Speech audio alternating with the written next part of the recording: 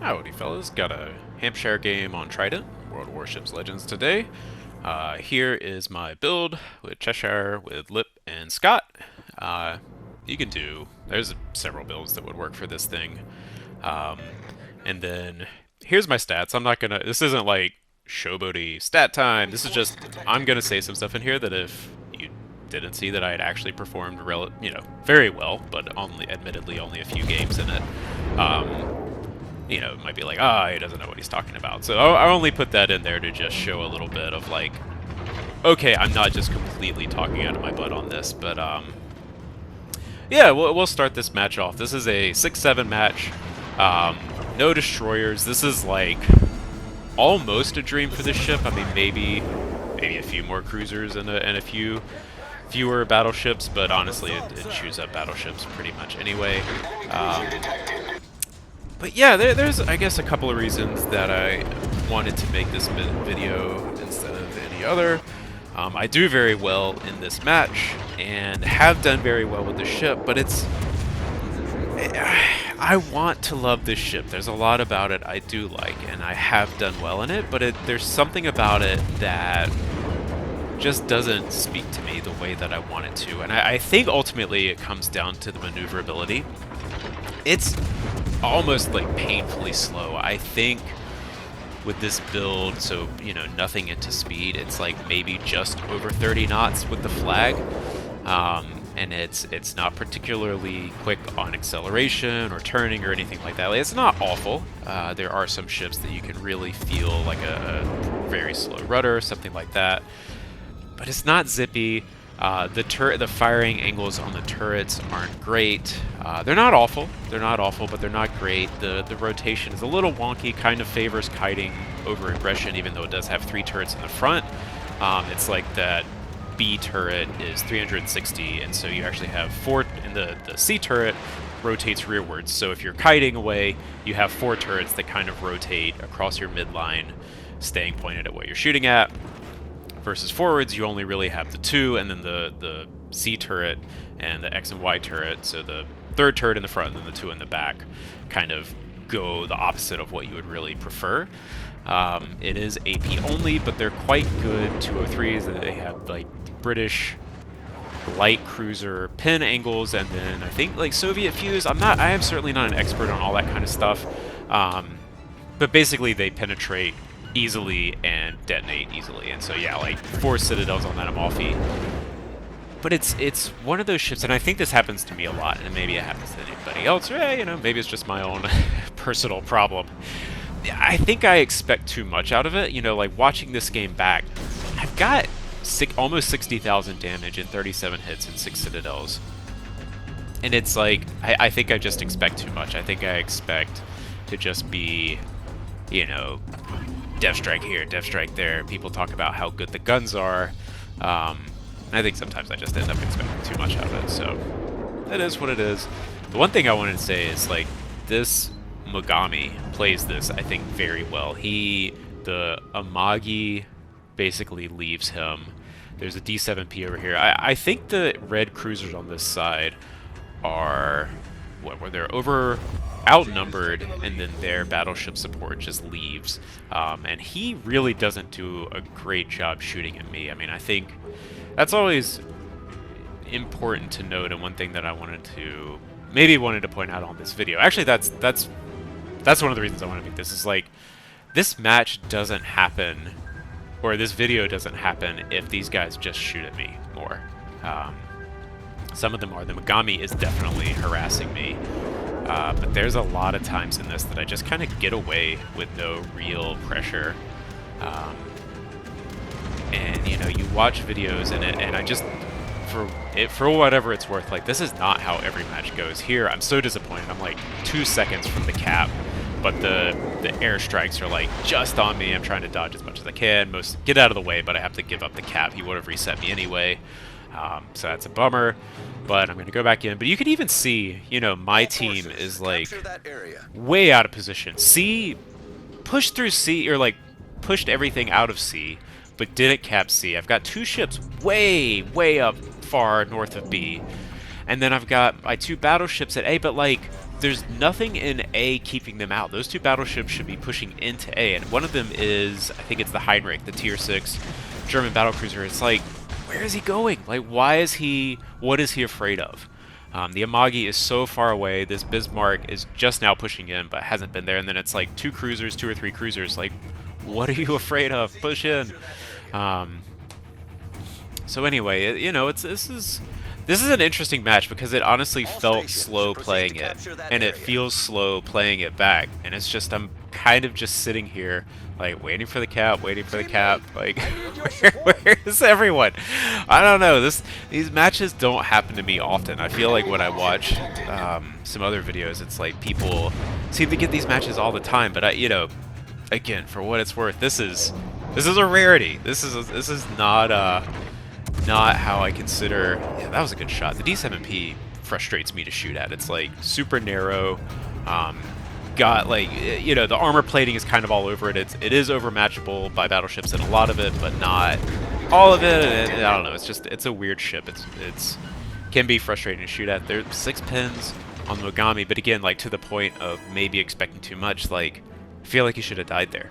I feel like with the Baltimore, and I think sometimes that's where the shorter fuse time might actually work against what you're trying to do in this ship. I've noticed that on the Pojarski specifically. I have very vivid memory of fighting a Bagration and not being able to citadel him at like 6 kilometers fully broadside.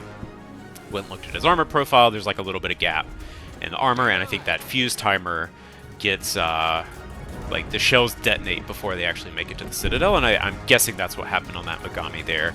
I don't know the armor profile of every single ship in the game. I certainly don't know whether of the Mogami. I just remember it after the match in the Pojarski. I specifically checked the Bagration because I'm like, wait, why couldn't I citadel him? I really expected to at that range. But anyway, here I am. You know, I can see the vast majority of red team is now way far south. You know, I guess that is the one thing that those guys pushing around C did, is push every red ship out, but also they could have just capped C while they were doing it. That could have been pretty easy here. I'm pretty sure those 2 guys were in a division. I'm just like, okay, we've got it. Like, you don't need to push in. Yeah, Heinrich, like, move in, dude. Like, what are you guys doing? My team, red team. This is just one of those matches where I'm just kind of scratching my head. Is like, what is going on? Those 2 battleships, the 2, like, what are they doing there? What is the plan? And then we've got the Poltava and the Zara, like, just on top of each other. Like, on the map, there's literally no separation. I'm the only ship in a cap from either team. I think the Mogami, like, the red cruisers kind of have to, because the blue battleships are close enough to actually threaten them. But yeah, this is the Amagi that spawned on our side that has now sailed all the way across the map to, like, maybe finally go into sea. And there's no point. I mean, if he had contested A and shot at me, like, I don't get to solo cap A. I don't necessarily get to solo cap B, and you just, like, Amagi, dude, you gotta contest the caps. You can't just sail around the back of the map. And then now, like, this Poltava and Zara that were at the back of the map have sailed in just in time to turn around from the red ships coming back in.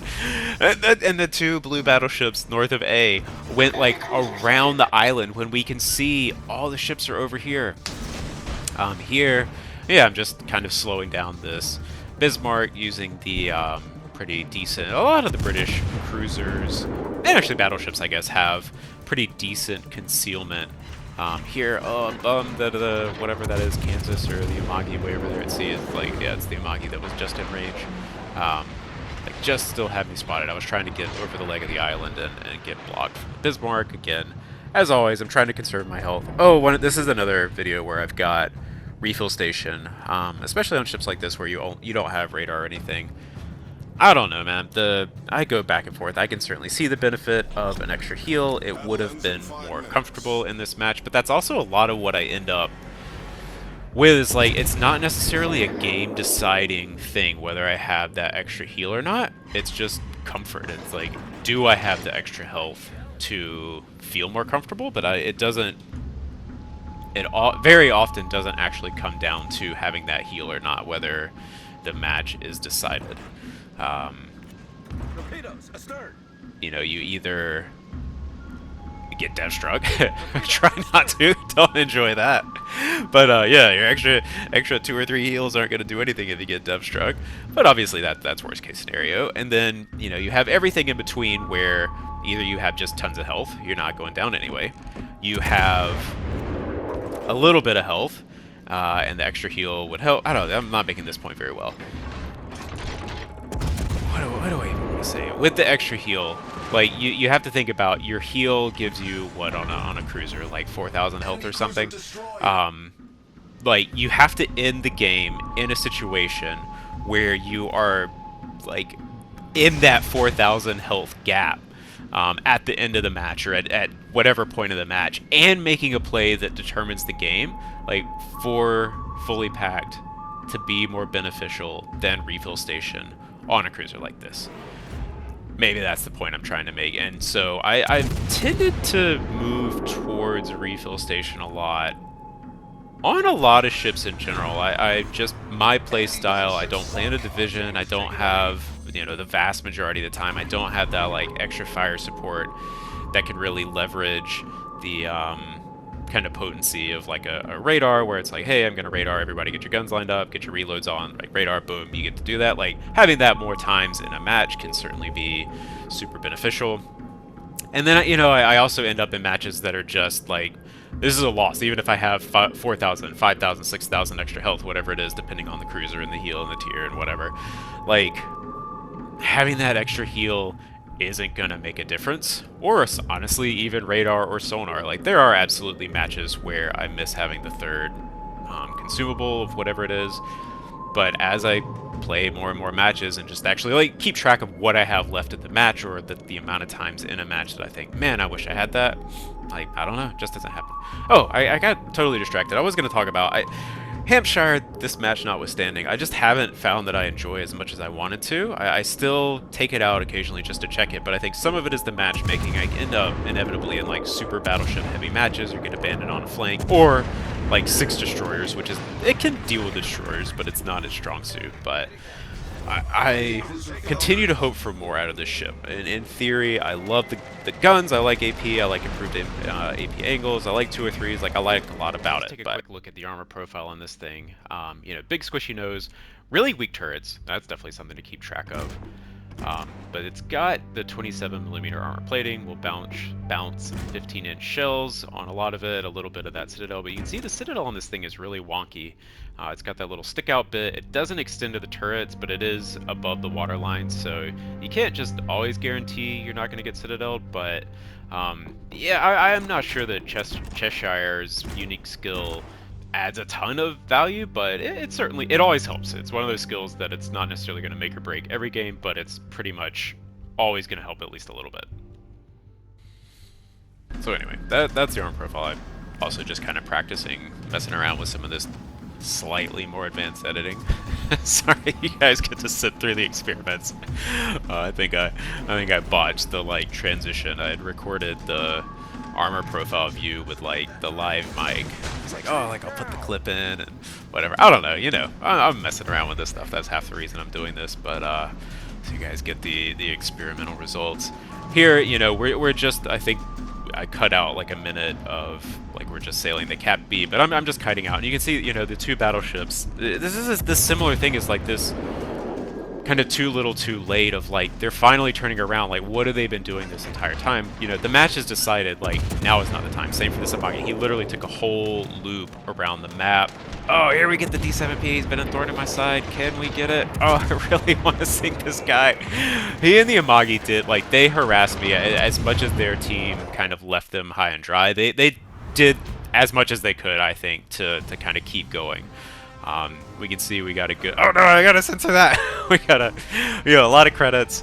And then, yeah, 4,000, but, like, you can see how everybody else did. The Magami had a good game too, so good job, guys.